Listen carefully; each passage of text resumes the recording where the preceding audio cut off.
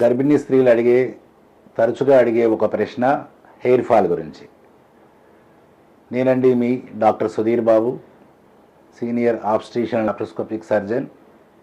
ఈ సమస్య అనేది ప్రెగ్నెన్సీలో ఖచ్చితంగా కనపడుతుంది. ఎందుకంటే బాడీ రిక్వైర్మెంట్ ఆఫ్ విటమిన్స్ కానివ్వండి, ఐరన్ కానివ్వండి, కాల్షియం కానివ్వండి చాలా ఎక్కువ అవుతుంది.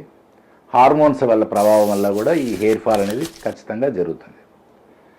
అయితే ఈ హెయిర్ ఫాల్స్ని మనం పూర్తిగా అవాయిడ్ చేయలేకపోయినా తగ్గించవచ్చు. ఎలా అంటే ప్రెగ్నెన్సీ తర్వాత లాక్టేషన్, అప్పుడు ఇంకా డిమాండ్ పెరుగుతుంది. తల్లి పాలు కూడా ఇవ్వాలి కాబట్టి కాల్షియం రిక్వైర్మెంట్ పెరుగుతుంది, విటమిన్స్ రిక్వైర్మెంట్ పెరుగుతుంది, B12 రిక్వైర్మెంట్ పెరుగుతుంది.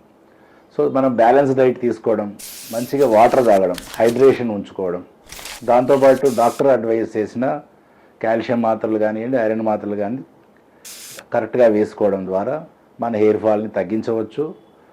తద్వారా మళ్ళీ అవి ఆఫ్టర్ ప్రెగ్నెన్సీ డెలివరీ తర్వాత 1 or 2 years లోపల పూర్తిగా మళ్ళీ మనకు హెయిర్ ఫాల్ తిరిగి మనం సాధించుకోవచ్చు. ముఖ్యంగా హెయిర్ కేర్ గుర్తుపెట్టుకోండి, సెకండ్ వన్ హైడ్రేషన్ గుర్తుపెట్టుకోండి, బ్యాలెన్స్ డైట్ గుర్తుపెట్టుకోండి, then take the consultation of gynaecologist.